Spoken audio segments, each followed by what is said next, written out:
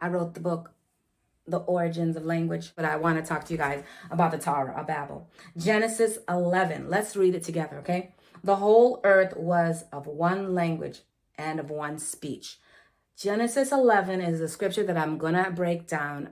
There's some information there, and I'm going to break that down later on. I'm going to skip it over now. It says one language, one speech. There's more to dissect in that. If you look at the original language, not going to happen today, but that's what the translation says. We're going to go with it because it's not necessarily wrong. But in the original language, you can get more information.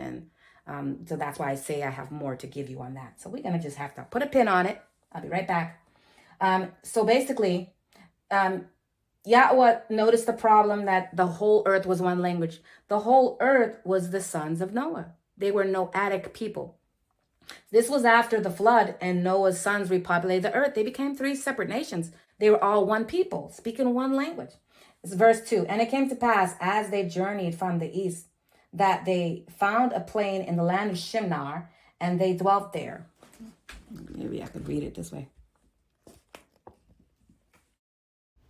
And they said one to another, Go to, let us make brick and burn them thoroughly. And they had brick for stone, and slime had they for mortar. And they said, Go to, let us build a city and a tower, whose top may reach unto the heaven, and let us make us a name, lest we be scattered abroad upon the face of the whole earth. And Yahweh came down to see the city and the tower, which the children of Adam builded. And Yahweh said, Behold, the people is one, and they have one language, and this they begin to do. And now nothing will be restrained from them which they have imagined to do. Okay, Yahweh wanted the nations to be separated. And so this was a problem. In order for them to develop, they had to be separated. And so Yah and the angels, they come up with an idea. Verse 7. Go to, let us go down, and there confound their language, that they may not understand one another's speech. So that was the idea. The idea was to confound the language and to confuse it. Confound meaning confuse, to mix it up. Okay. Verse 8. And so Yahweh scattered them abroad from thence upon the face of the earth, and they left off to build the city. Therefore, the name of it is Babel, because Yahweh did there confound the language of all the people, and from thence did Yahweh scatter them abroad from the face of the earth. So Yahweh, it doesn't say that Yahweh did some miracle and they all became confused. This is what we see on TV when it's the cartoons. This is what's being taught to us by the preachers. But it says Yahweh confused the language by scattering them. He mentioned the word scatter a few times. And this is what we see today. So to say the Tower of Babel is a myth, how can it be a myth when different dialects coming from different languages is a linguistic phenomenon? It's still happening. People who speak English, how many countries speak English yet they have different accents, dialects?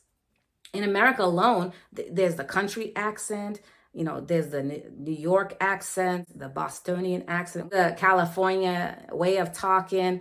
And so it's like, especially if you speak another language and you speak English, you'll also you'll mix it up a little differently. So the Noahic people, their language got confused by being scattered. So it didn't happen right away. This is what I want to get out. It didn't happen right away. When the children, the sons of Noah, were scattered, eventually their language became confused. Not right away. So that means, let me go back. Abraham and his family, they actually left. How did Yahweh scatter them? Well, it says right here, Genesis 11.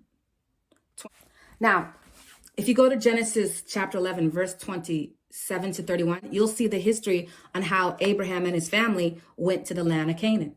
Okay, so this is right after the Tower of Babel when the people were scattered. We're going to go to verse 31. And Terah, which is Abraham's father, took Abram, his son, and Lot, and the son of Haran, his son's son, and Sarai, his daughter-in-law, and his son Abraham's wife, and they went forth with them from Ur of the Chaldeans to go into the land of Canaan, and they came unto Haran and dwelt there. So basically, Abraham's family, after the Tower of Babel, they went to the land of Canaan. That was the destiny. Yah wanted Abraham to get the land and eventually the promise. And at this time, he didn't get the promise, but he was on his way to the land of Canaan regardless. But I want to show you how they got there.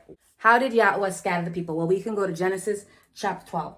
Okay. And Yahweh had said unto Abram, get thee out of thy country and from thy kindred and from thy father's house unto a land that I will show thee, and I will make thee a great nation. I will baruch thee and make thy name great, and thou shalt be a baruch. It says blessing.